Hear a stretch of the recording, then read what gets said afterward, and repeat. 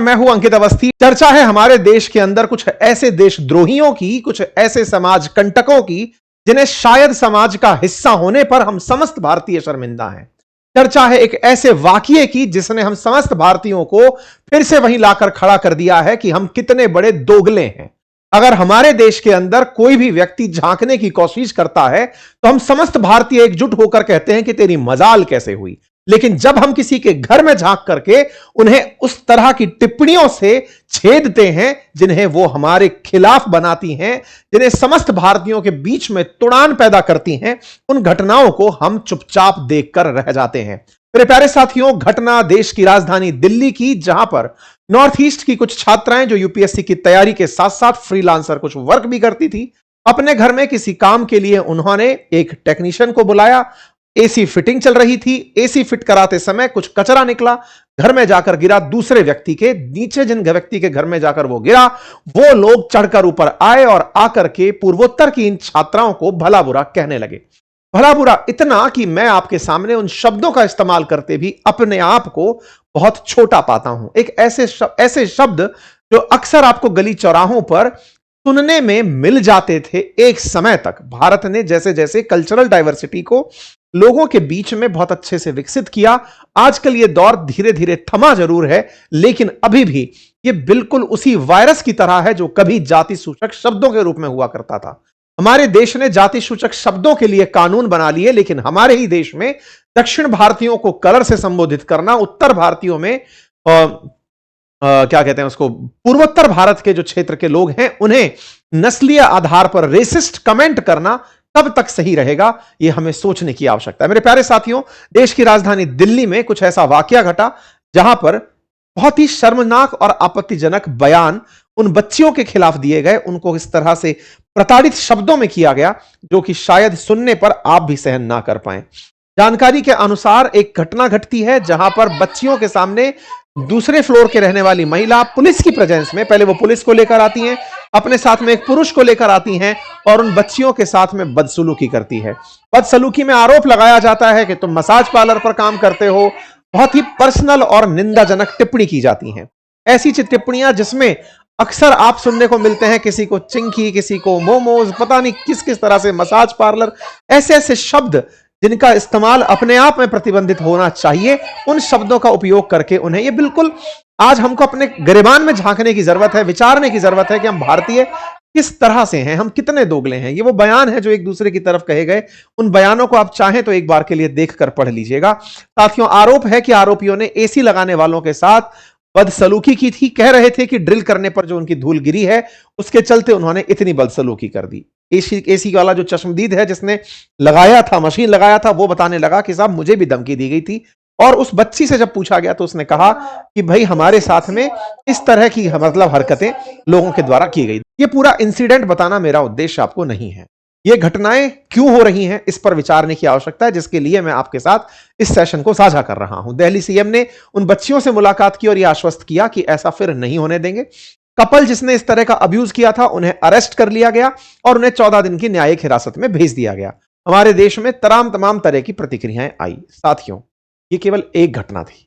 इससे पहले ही साल 2025 के आखिर में दिसंबर में कुछ ऐसा घटा जिसके चलते सोशल मीडिया पर एंजल चकमा के लिए आग लग चुकी थी। मतलब लोग बार बार उसके लिए जस्टिस की मांग कर रहे थे। ऐसा क्या हुआ था? एंजल चकमा नामक बच्चे को, जो त्रिपुरा का निवासी था, उसे उत्तराखंड में लोगों ने पीट पीट कर मार दिया था। उत्तराखंड के अंदर हुई इस घटना का पूरे देश में विरोध हुआ। त्रिपुरा के एंजल और उसके भाई को 6 लोगों के द्वारा गंभीर तरीके से लहूलुहान कर दिया गया, उसे नस्लीय टिप्पणी की गई और उसके साथ जो बर्ताव हुआ वो पूरा देश न्याय की मांग में ही रहा। घटनाओं पर प्रतिक्रिया स्वरूप उनकी गिरफ्तारी भले ही हो गई हो, लेकिन यह कौन सी मानसिकता है जिसके चलते ऐसी ऐसी घटनाएं रजिस्टर होती हैं? 2025 अक्टूबर में कमला नगर दिल्ली के अंदर भी एक ऐसी ही घटना को देखने को मिली। इंदौर मध्य प्रदेश से घटना देखने को मिली। अहमदाबाद गुजरात से ऐसी घटनाएं देखने को मिली। हमारे देश के अंदर, हमारे ही देश के लोगों को इस तरह से डिस्क्रिमिनेट किया जा रहा है और हम राष्ट्रीय एकता की बात करते हैं, हम देश प्रेम की बात करते हैं, हम चर्चा करते हैं कि पूर्वोत्तर की तरफ कोई आंख उठा के तो देखे, हमारी चिकन नेक पर कोई हाथ लगा के तो देखे। शेष भारत को पूर्वोत्तर भारत से जोड़ने वाले सिलीगुड़ी कॉरिडोर पर चाइना कैसे नजर गड़ा सकता है? आप नजर गड़ाने की बात करते हैं, आपने तो खुद नजर लगा रखी है।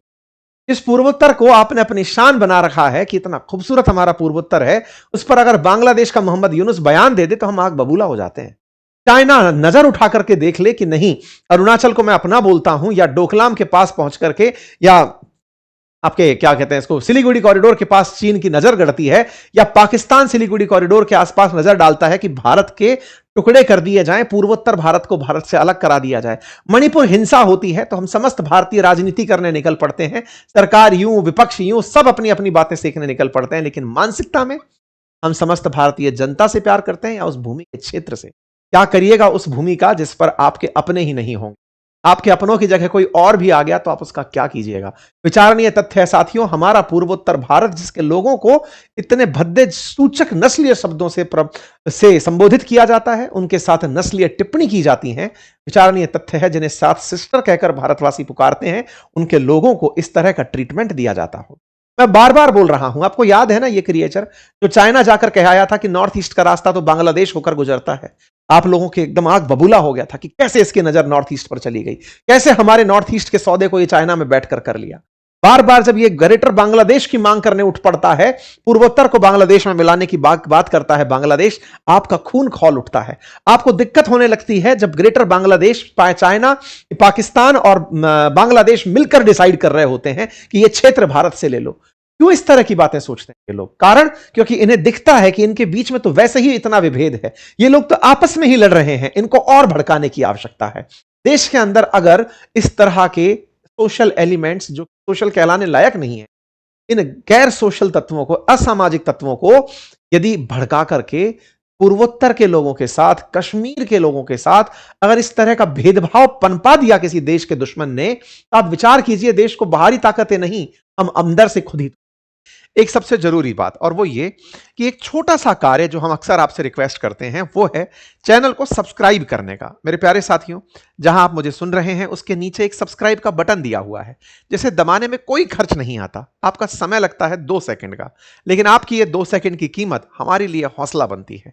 अगर आप इस छोटे से काम को करते हुए आगे बढ़े तो ये हमारे लिए बहुत ही सकारात्मक रहेगा, हमारे हौसले को बढ़ाएगा, हम आप तक और अच्छा काम लेकर पहुंचेंगे ये और सुनिश्चित करेगा। आइए आगे बढ़ते हैं। हमारे सेशंस में जो बिग अनाउंसमेंट जुड़ गया है वो इस बात का कि अगर आप चाहते हैं कि अपनी पढ़ाई को, अपनी नौकरी को, अपनी नॉलेज को एनहांस करना चाहते हैं, तो बहुत सारे एआई टूल्स, 20 से भी ज्यादा एआई टूल्स मैं अपने कोर्स में आपको सिखा रहा हूं, जल्दी से जाकर उन्हें ज्वाइन कर लीजिए। आज कश्मीर में जो घटना घट रही है, कश्मीर के कारण से कश्मीरियों के साथ जो पूरे भारत में घटनाएं हो रही हैं, वो अपने आप में एक चिंता का सबब है। लगता है पाकिस्तान कामयाब हो गया। व्हाइट कॉलर टेररिज्म फैलाकर उसने देश भर में पढ़ रहे कश्मीरी छात्रों के साथ जिस तरह का बर्ताव देश में होने लगा, मैंने बहुत बार आपको सचेत किया था, ये दुश्मन की साजिश है। वो चाहता है कि आप और कश्मीरी छात्र मिलकर ना रहें, प्लेनर और हाइल्स में बैठने वाले लोग आपस में मिलकर ना रहें, वो चाहता था और वो कामयाब हो रहा है। पूर्वोत्तर में वैसे ही इतनी अस्थिरता की बातें सुनने को मिलती हैं। पता चलता है कि मणिपुर में विदेशी ताकतें सक्रिय होकर मणिपुर हिंसा करा रही हैं। नागालैंड के अंदर म्यांमार से घुसे हुए जो देशद्रोही तत्व हैं वो अस्थिरता पहचाने की बातें करते हैं। अरुणाचल प्रदेश के अंदर चाइना आए दिन धमकी देता है कि मैं इस क्षेत्र के ऊपर अपना कब्जा करके बैठ जाऊंगा, ये तो मेरा अपना है। और उसके बावजूद साथियों, क्या हम वाकई में केवल सुर्खियां बनने के लिए ही इन बातों को करते हैं?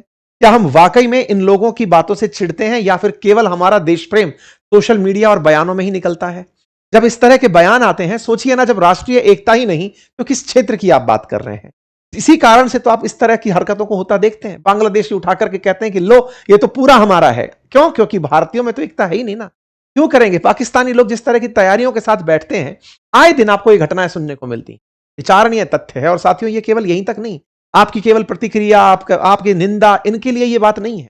अगर वास्तविकता में देश प्रेम है ना, हम सबको बहुत ज्यादा सिविक सेंस समझने की आवश्यकता है और उसे कानूनी तरीके से सिखाने की आवश्यकता है। आवश्यकता है कि हम डिस्क्रिमिनेशन को रोकने के लिए कोई गंभीर कानून लेकर आए। आज हमारे देश में SC ST के लिए एट्रोसिटी एक्ट है, ऐसे ही हम नस्लीय भेदभाव के लिए भी कोई कानून प्रभावी रूप से देश में बनाए, ताकि उन लोगों को जो समाज कंटक खुलेआम इस तरह की हरकतों को अंजाम देते हैं, उनके अंदर भय हो, उन्हें यह समझ में आए कि इस तरह के नस्लीय भेदभाव हमारे देश को तोड़ने के समान है, यह हमारे देश की एकता और अखंडता के खिलाफ है।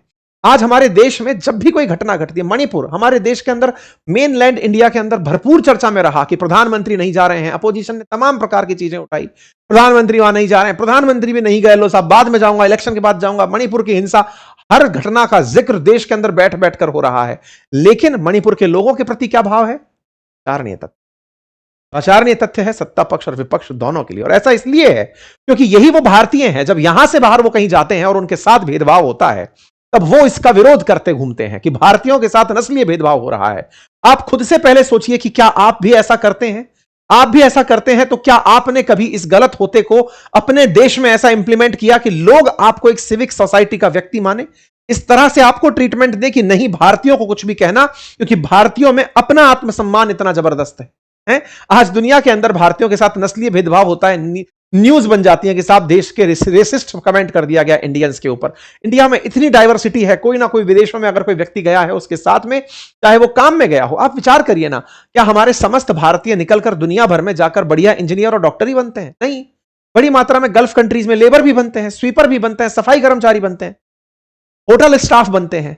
आपको अगर उसकी पहचान के साथ बुलाया जाना शुरू हो तो आप नंबर उठाइए ना। गल्फ कंट्रीज में जाने वाले बहुत सारे हमारे साथी ऐसे हैं जो बहुत ऐसे काम कर रहे हैं जो कि सर्विस सेक्टर के काम है, चाहे फिर वो मैसन का काम कर रहे हो, चाहे फिर वो चिनाई का, प्लम्बर का, जो भी काम कर रहे हो, छोटे काम कर रहे हैं। कहने का मतलब वो है कि आप उसको स्किल्ड के अंदर नहीं स्केल कर पाते कि साहब ये टॉप स्किल्ड लेबर है, आप वो काम नहीं कर रहे हैं। आपकी छवि भी अगर इस तरह की बन जाए कि इन लोगों में तो सिविक सेंस ही नहीं है, ये तो सब हैं ही इस तरह के, आपको बुरा लगता है जब देश के बाहर हमको इस तरह की गालियां पड़ती हैं? सोचिए ना, जब आपको बाहर गालियां पड़ती हैं तो अपने ही देश में अपनों को गाली पड़े तो कितना गंदा लगे। साथियों, विदेशों में जब घटनाएं होती हैं हेडलाइन बन जाती हैं। हम विक्टिम बनना पसंद करते हैं, हम सॉल्यूशन ओरिएंटेड कभी हैं ही नहीं। हमें ये सब रोकना होगा साथियों, हमें ये रोकना होगा। हमारे देश को ये पहचानना होगा कि पूर्वोत्तर भारत देश का जबरदस्त अभिन्न अंग है। यहां के लोगों की जो बनावट है, जिस तरह की चेहरे की बनावट है, जिस तरह की वेशभूषा है, यह हमारी कल्चरल डाइवर्सिटी का एक पार्ट है। विचार करिए ना, हम पूर्वोत्तर भारत को मेनलैंड भारत से अलग कर रहे हैं, मेनलैंड भारत को दक्षिण भारत में बांट दे रहे हैं, हम भारत को उठा करके दुनिया के सामने कुछ और प्रेजेंट कर दे रहे हैं। चल क्या रहा है? क्या आप खान पान से पहचानेंगे? किसी को मोमो कहकर पहचानेंगे तो राजस्थानियों के क्या दाल बाटी कह के पहचानेंगे? बिहारियों को क्या चोटी लिक्की चोटा कह के पहचानेंगे? चल क्या रहा है? ये हमको ये सब रोकना चाहिए, संवेदनशील समाज की तरह भूमिका निभानी चाहिए, हमें ये समझ में आना चाहिए। और ये केवल प्रवचन नहीं है साथियों, बुलिंग अगर किसी ने होती देखी है और खुद से महसूस की है तो वो समझ पाता है कि कितना मुश्किल होता है अपने क्षेत्र से बाहर निकल करके, पहाड़ी क्षेत्रों से निकल करके, दुर्गम रास्तों से निकल करके काम के लिए बाहर आना। हम ब्लेम और शेम के अंतर को पहचाने साथियों। हमें आवश्यकता है कि हमारे समस्त भारतीय इतनी एकजुटता से रहें कि दुश्मन भी हमें देख करके थर्राए कि नहीं, इधर आंख उठाकर नहीं देख सकते। हमारे देश के अंदर जिस तरह का भेदभाव जाति के आधार पर, धर्म के आधार पर, भाषा के आधार पर, नस्ल के आधार पर पनप रहा है, यदि यह भेदभाव दुश्मन को फॉडर के रूप में दिख गया तो उसे गोलियों से हमें मारने की जरूरत नहीं पड़ेगी, वो हमें केवल भड़का के ही मरवा देगा। आवश्यकता है हम पहचाने कि हम किस पूर्वोत्तर के साथ हैं, वो पूर्वोत्तर जिसने हमारे देश को ना जाने कितने खास खास खिलाड़ी दिए हैं। ये वो पूर्वोत्तर जो हमारे लिए बहुत जबरदस्त रणनीतिक रूप से महत्वपूर्ण है, जिसकी जैव विविधता, जिसके प्राकृतिक संसाधन, जिसकी सांस्कृतिक विविधता देश की ताकत है, जिसकी कृषि, बागवानी, जिसकी हाइड्रो पावर इलेक्ट्रिक फैसिलिटी, पर्यटन क्षमता, जिसका ह्यूमन रिसोर्स हमारे देश की ताकत है। इतना खूबसूरत हमारा पूर्वोत्तर अगर इस तरह से ट्रीटमेंट होगा तो ये हम समस्त भारतीयों के लिए बड़ी शर्म की बात। देश में ये चर्चा बहुत बड़ी विवाद का कारण बनी, बहुत से सोशल मीडिया हैंडल्स पर इसे सोशल मीडिया पर उठाया गया, सीएम को टैग किया गया, नॉर्थ ईस्ट के लोगों के द्वारा भी इसका प्रतिक्रिया स्वरूप विरोध किया गया। काफी सारे वीडियोस बाहर निकल कर आए। धीरे धीरे नॉर्थ ईस्ट के जो सीएम्स हैं या फिर वहां के प्रतिनिधि हैं, वो धीरे धीरे बयान देने के लिए बाहर आने शुरू हुए। परिणाम स्वरूप देश के अंदर सरकार, जो दिल्ली के अंदर बैठी हुई रेखा गुप्ता सरकार है, उन्होंने रेस्पॉन्सिव तरीके से प्रतिक्रिया देते हुए पुलिस के साथ मिलकर के उचित कार्यवाही की और उसका आश्वासन दिया। उन लोगों से मुलाकात की जो इस तरह की घटना से पीड़ित हो रहे थे। प्यारे साथियों, आवश्यकता है एक सभ्य समाज के रूप में हमें आगे बढ़ने की। उम्मीद करता हूं कि हम समस्त भारतीय निश्चित ही इस दिशा में आगे बढ़ेंगे और हमारी सरकारें कानून बनाकर इस दिशा को प्रभावी रूप से एग्जीक्यूट करेंगे। गर्व करिए कि हम भारतीय हैं और ऐसे लोग जो देश के लिए शर्म हैं, उनको हम सबक सिखाएं, उन्हें सिविक सेंस सिखाएं और नहीं माने तो फिर कानून के सामने लेकर खड़े हो जाएं। आपका समय शुभ हो। बहुत बहुत धन्यवाद। लिंक कमेंट बॉक्स में पिन है।